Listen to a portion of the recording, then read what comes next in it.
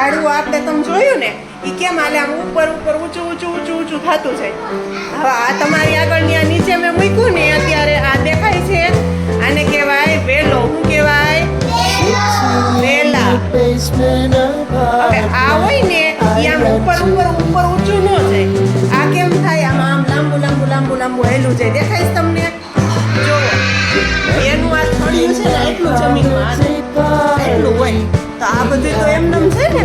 આ કેવડા જો હાયલા ગયા ને લાંબા લાંબા એ ક્યાં હાલે? એમનેમ જમીન ઉપર હાયલા થાય. તો આમ ઉપર ઉપર થાય નહીં, જમીનમાં હાલે. જમીનમાં હાલે એને કહેવાય વેલા. કહેવાય